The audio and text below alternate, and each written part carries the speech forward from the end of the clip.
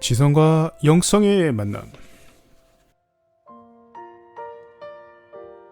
3강 사회 성에 관한 분명한 기준을 세우라. 질문입니다.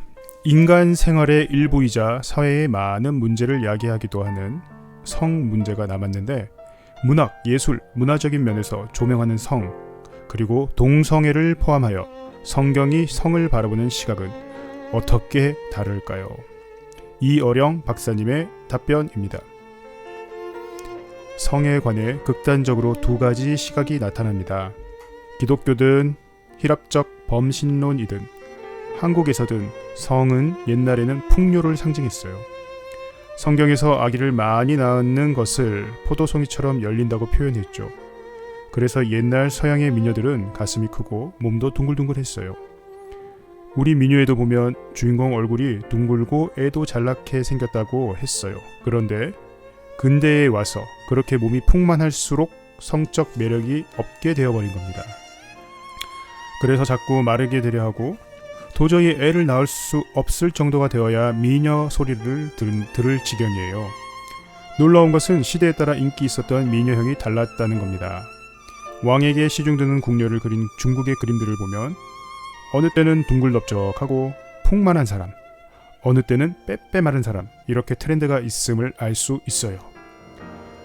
오늘날 아기를 못 낳게 생긴 불모의 여성이 미의 기준이 되고 잘나게 생긴 여성이 기피 대상이 되었다는 것이 무엇을 의미하는가? 생식을 위해 존재하는 성이 다른 쪽, 곧 쾌락으로 사용되고 있다는 것입니다. 그렇기 때문에 오늘날 성이 많은 문제를 일으키는 것이죠. 하나님이 아브라함에게 말씀하신 것처럼 자손들을 바닷가의 모래알처럼 많이 낳아서 지구를 덮고 생명을 넓히고 번지게 하는 풍요의 성이 아니라 불모의 성으로 바뀌었어요. 옛날 다처주의에서는 생식 능력이 있는 부잣집 맏며느리감을 본처로 삼았잖아요. 두 번째 처부터 전혀 아기를 낳지 않게 생긴 사람, 창기형을 데리고 와요. 그렇게 맏며느리감처럼 당당한 여성과 아기를 낳지 못하는 불모의 여성, 주부형과 창기형의 두 성간이 시대에 따라 끝없이 교체되었어요.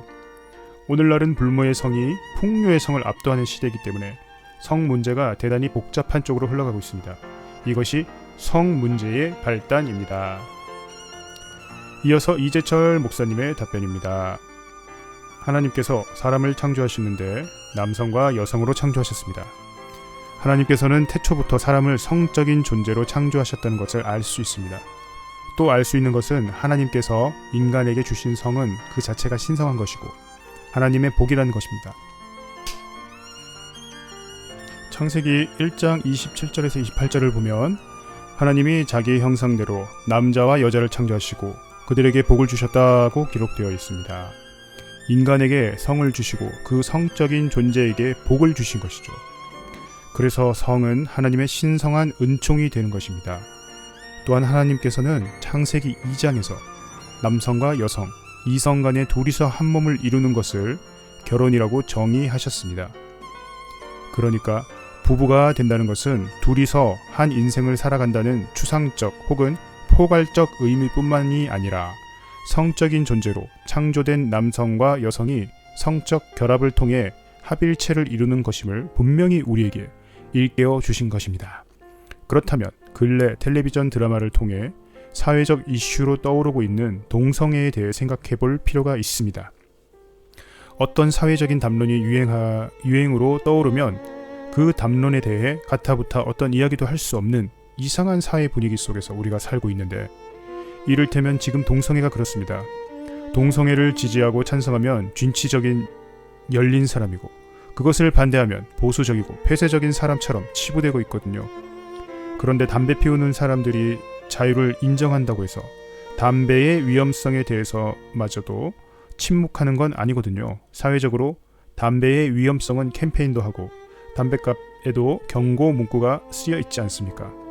소수자인 동성애자들의 권익을 보호해야 하는 대원칙은 분명하지만 동성애가 비정상성을 지니고 있다는 사실은 우리가 분명히 지적해야 할 필요가 있습니다. 하나님께서는 남자, 여자가 성적인 결합을 통해 합일체를 이루는 것을 결혼이라고 규정하셨지 동성 간의 합일체가 되는 것이 결혼이라고 말씀하시지 않았습니다. 적어도 그리스도인이라면 이 부분에 대해 분명한 인식이 정립되어야 합니다. 하나님께서 우리에게 주신 인체는 각각 고유한 기능이 있습니다. 입은 음식을 먹고 말하고 감정을 표현하는 기능이고 항문은 분명하게 배설을 위한 기관입니다. 그런데 그 배설하는 기관에 성기를 삽입한다. 이것이 과연 정상적이라고 말할 수 있겠는가 생각해 볼 필요가 있습니다. 그 항문 성교의 비위생성은 차치하더라도 가령 에이즈에 감염된 사람과 성교할 때 동성 간의 에이즈에 감염된 사람과 성교할 때의 감염률은 이성 간의 감염률보다 의학 통계상 3배가 높습니다. 항문에 성기를 삽입할 때 항문이 찢어지기 쉬워 감염률이 높아지는 것이죠. 제가 스위스에 있을 때 일인데 세계에서 가장 진보적인 입법으로 유명한 네덜란드가 동성 간의 결혼을 최초로 의회에서 통과시켜 그 법이 발효되던 날 밤 0시에 암스테르담 시청에서 시장이 복수의 여성 커플과 남성 커플에게 주례를 서서 세계에서 최초로 합법적인 동성 간 부부들이 탄생했습니다. 그런데 그로부터 10년이 지나 제가 지난 4월 미국을 다녀오면서 공항에서 CNN 뉴스를 보니 미국 텍사스 주에서 동성 간의 이혼법이 주 의회에서 통과되었다고 보도했습니다. 문학이나 드라마나 영화에 등장하는 동성애는 되게 아름답게 그려집니다. 동성 간의 결혼만 하면 이성보다 더 행복할 것 같지요. 그게 환상입니다. 동성 간 결혼을 허락하는 법을 제정한 나라들은 처음에는 그들이 이혼하리라고는 전혀 생각지 않았습니다. 동성 간에 결혼하면 모두 행복하리라고 생각했는데 현실은 그렇지 않았습니다. 그래서 동성 간 이혼법을 다시 제정하게 된 것입니다. 또 제가 스위스에 있을 때 네덜란드에서 동성 간 결혼한 부부를 위해 아이를 입양할 수 있는 법이 통과되었습니다. 여자끼리 부부가 되고 남자끼리 부부가 되어 아이를 낳을 수 없기 때문에 그들이 아이를 입양할 수 있도록 한 것입니다. 그런데 동성 간 결혼에서 부모가 되고 싶은 그들의 인권을 존중하기 위해 갓 태어난 아이의 입양을 허락했을 때 그 아이가 누구를 아버지라고 불러야 하고 누구를 어머니라고 불러야 합니까? 남자를 엄마라 부르고 여자를 아빠라 불러야 하는 그 아이의 인권은 어떻게 되는 겁니까? 이것은 한 사람의 인권을 위한다는 이유로 철도 들지 않는 핏덩이의 인권에 폭력을 행사하는 것과 마찬가지거든요.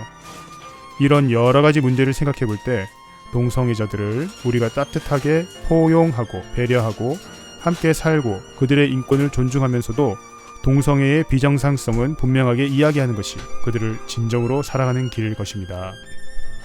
또 성에 관한 성경의 분명한 기준에 비추어 이성 간에 진정 사랑한다는 것은 상대의 성을 지켜주는 것임을 알게 됩니다.